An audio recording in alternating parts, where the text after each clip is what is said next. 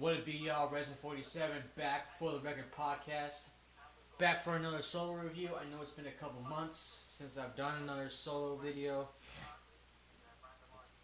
Just been doing shit with the main podcast, making music, doing schoolwork, all that type of shit. But I'm finally back, and today I'm gonna be reviewing Babes in Toyland's third and final album, Nemesisters, released May 9th, 1995. Y'all should know who Babes in Toyland are. I've done reviews on their first two albums, Spanking Machine and Fontanelle. Check those out after this. So, picking up where we left off, after reviewing Fontanelle, Toyland spent the rest of '92 touring, promoting the album, and it basically went gold. It sold 250,000 copies, like, I think, within the first year or something. And then in '93, they fucking went on tour on Lollapalooza. Big fucking tour, everybody knows about that. They also released another record, which was the Painkillers EP. This also was made available for retail as well. I will be doing a review on this, as well as the Two Mother EP from 1991. So I'll be on the lookout for that. So they spent the rest of '93 touring, doing shows, all that type of shit. Then in 1994, Cat Bjelland moved to Seattle and married Stuart Gray of the band called Lubricated Goat. And they put out their own album called Crunk, self-titled album. And then, 1995, they got back together and went back to Minneapolis, recorded new material, and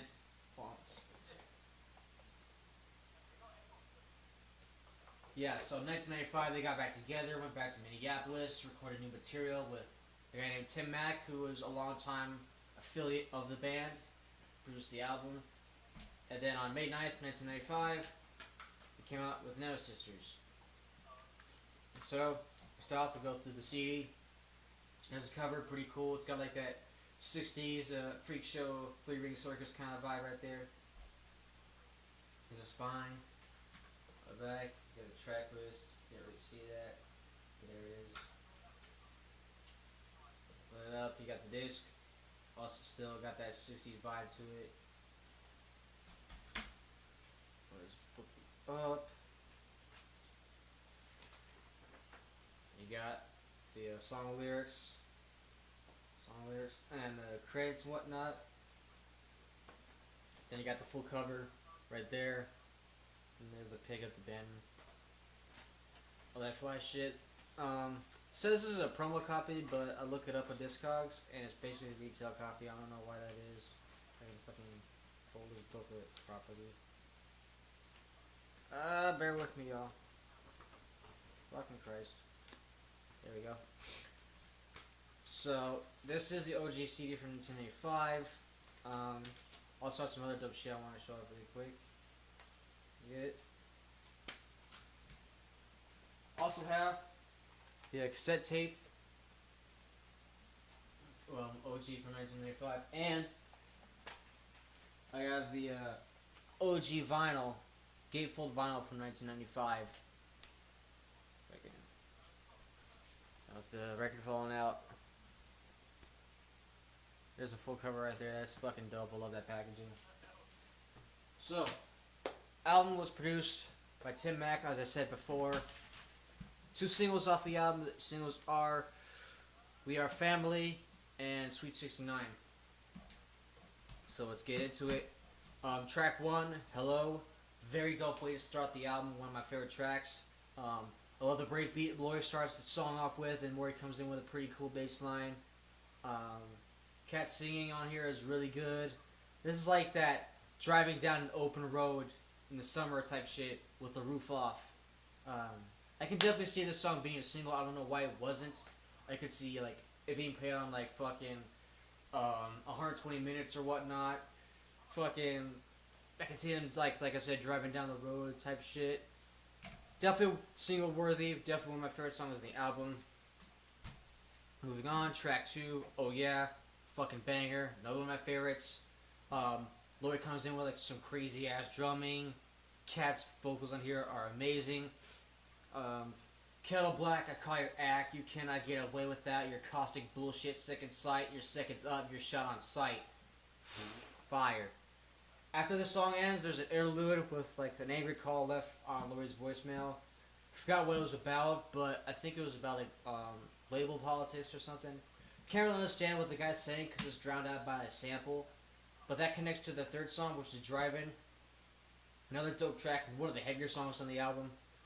This is one of the 3 tracks where Lori takes the mic. Title is perfect too because, like I said about Hello, it's got like that driving down the road in the summer type of feel. Yeah, there's nothing much to it. Lyrics are pretty much repeated over and over for like, what, 3 minutes? But Kat also has some pretty good background vocals on here. So that's Driving. Track 4, Sweet 69. This was the second single off the album. Absolute fucking classic. One of my favorite songs of all time, period. Not just with the band. I think I've stated this before when I did my What You Know About video. First time my introduction to them was seeing them play the song on MTV 120 Minutes, and I lost my fucking mind. I will be posting that video in the description below. Go check that shit out. Very dope performance. Another very driving track. Everybody goes in on this song. This is them. This is the band at their best, especially Kat. This is like almost her entire vocal arsenal in just one song. And plus, I love how dirty the guitar sounds. I think she was using the big muff fuzz pedal around this time, if I remember. Which is my favorite distortion pedal. I also use that. What she say? I've had it, now I've gotta give it. All blind mice resign. You've got a hood shine in a light. Sweets alive, vinyl thighs. Sweet ride, 1969. 5-mic track, absolutely.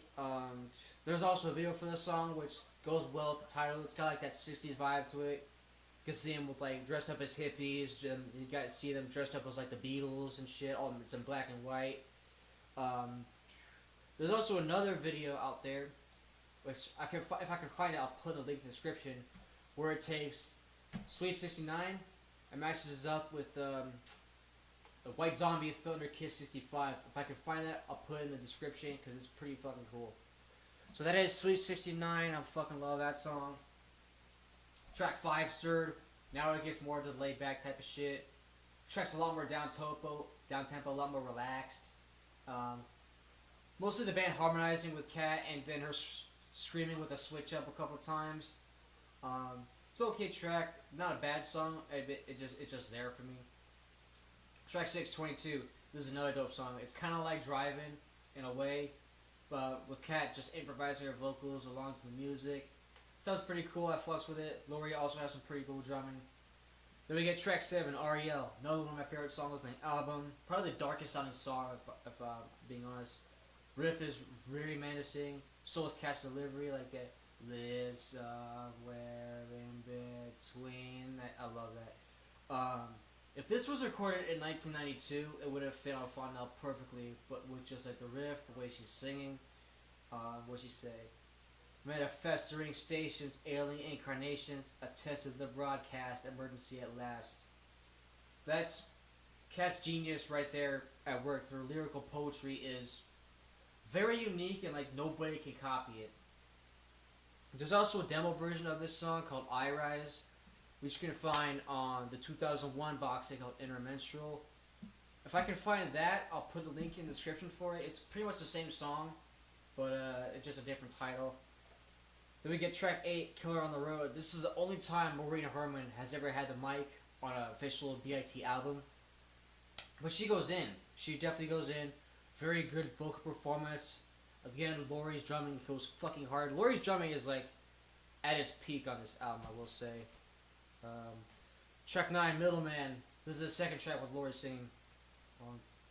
What I got from this song is it's about like an abusive relationship, I think. Spun like a tornado, my mind is twisted on your barbed wire fence, built higher than you ever been. Whew, fucking dope. I mean, Lori is very underrated. People need to give her some props. She can write lyrics, she can sing, she can fucking drum. I think if she did like her own project on her record label Spanish Fly in like 93, 94, it would have been fucking dope. But that's Middleman. Then we go to track 10, Memory. Another very dope song. Another one of my favorites. Cat Body is a vocal performance here.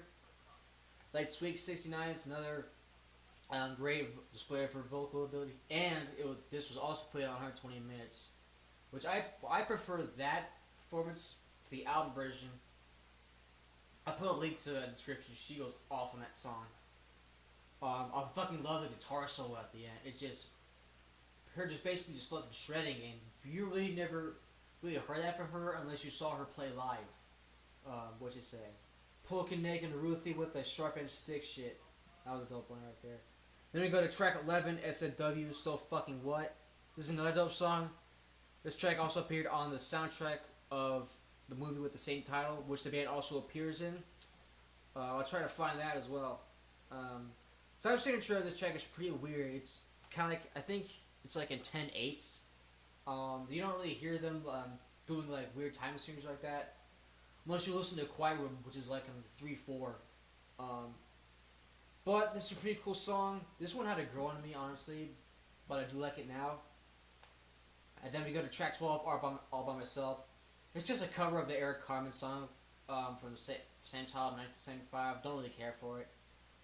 Track 13, Deep Song, same thing, just a acapella cover from Lori, doing the Billie Holiday song from 1956. Track 14, We Are Family. This was the first single off the album. Cover of the 1979 disco Slister Sledge song. I'll be honest, I absolutely fucking hate this song. It's probably the worst song they've done. Toyland has very small amount of songs I don't really fuck with, and most of those are just cover songs. But yeah, this was the first single. Like I said, I would have preferred "Hello" to be the single instead of this. There's another song on the instrumental box set called "Big Top," which I believe is, if you listen to it, I think it was recorded around this era. I would have preferred to have that on this album other than this, because, I mean, you already got 2 cover songs in a row. Why do you have to have the closing song be a third one? But, nonetheless, that is Babes in Toyland, Nemesisters, released in 1995. This is their final album. I'm giving this 4 out of 5. 4 out of 5.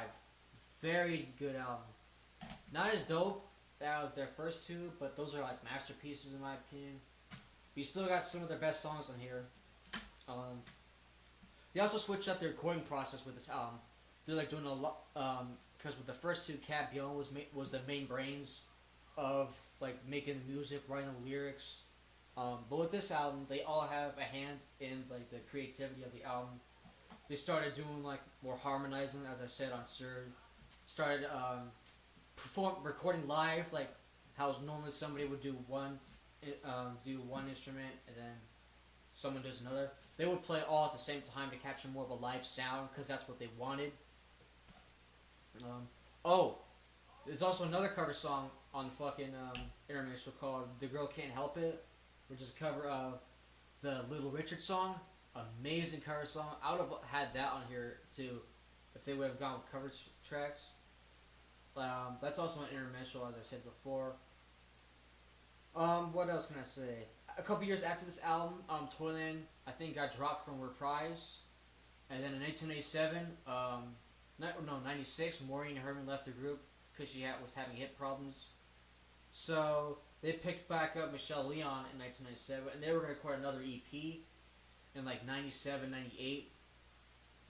They did make a couple songs called there's a song called Mater Dolorosa, which is on the Best of Babes in Toyland and Cat Bjorn CD, as well as the songs for the Witchblade compilation.